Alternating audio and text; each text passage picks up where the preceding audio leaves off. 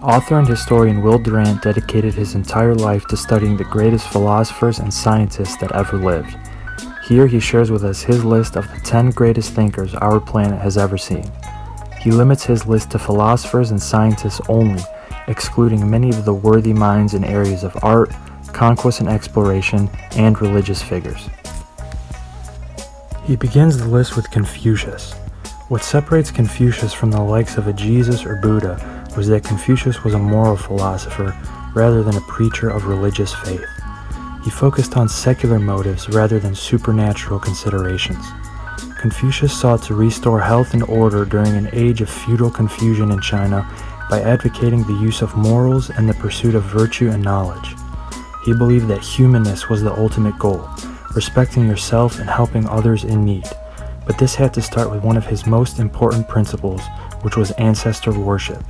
Confucius taught that paying respect to one's parents and the elderly, along with past dynasties and ancestors through a ritual, is one of the most important things one can do in their life. He also believed that humans exist in a social context, that one will understand what it means to be human only by interacting with others and practicing allied virtue of reciprocity and empathy. Life is a continuous process of learning and self-improvement, and when virtuous men lead by example, good government and law will follow. Number 2. Plato. Plato is considered one of the most important philosophers to have ever lived because for the first time, philosophy took form in his many books and writings. Plato conceived philosophy not merely for interpretation, but for the remolding of the world. His most notable piece of work was The Republic, where he discussed an immense amount of topics ranging from metaphysics to theology, ethics, psychology, various political theories, and even feminism and birth control. Plato was a student of Socrates who served as the mouthpiece for the wisdom Socrates had to offer. He was also the founder of the Academy, which is considered to be the world's first and oldest university. One of Plato's main contributions was his Platonic realism, which is actually quite closer to idealism, in which he lays out his theory of the forms, which refers to his belief that the material world as it seems to us is not in fact the real world, but only a shadow or poor copy of the real world. What we see around us we assume to be real, but it is in fact a mere imitation of the real thing. Plato also believed that political issues could be solved by designating governing and ruling positions to philosophers, students who spent decades studying a wide curriculum that became more difficult as it progressed. He called these people the guardians, who would serve as philosopher kings, which would lead to Plato's ideal state where wisdom governs. Number 3. Aristotle. Aristotle was a student of Plato who completed his education at Plato's Academy. He is often considered the greatest philosopher to have ever lived, as he had an intellect of unbelievable depth and range. His work inspired the mode of thought and method in which reality would be interpreted for centuries to come. Although Aristotle wrote extensively, most of his work did not survive, and even what did was likely altered and repaired to some degree. He was one of the first to make tremendous strides in science and biology, and it is often stated that the history of science begins with the encyclopedic labors of Aristotle. He also served as a tutor to Alexander the Great and was the founder of the Lyceum, a rival school to the Academy which placed a larger emphasis on natural philosophy.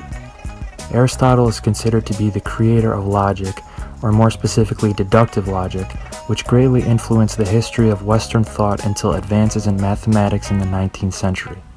He made incredible realizations and advancements in zoology and biology, and is credited as being the pioneer of the scientific method. His metaphysics revolved around the concept of substance, which is a combination of both matter and form. Things have both potentiality and actuality. The matter of a thing is its potential, and the form is its actuality. He believed that we are not self-contained moral entities, and that we cannot control our own moral environment. Aristotle also believed that we should strive to find our purpose in life, or activity of the soul as he called it. This can be achieved by living a balanced life and obtaining the middle ground between the two vices of excess and deficiency, such as being courageous instead of being a coward on one hand or being reckless on the other hand. Number 4. Thomas Aquinas. Aquinas was an Italian philosopher and theologian during the medieval period. He was a very influential philosopher during a period where Western philosophy was very much intertwined with Christianity.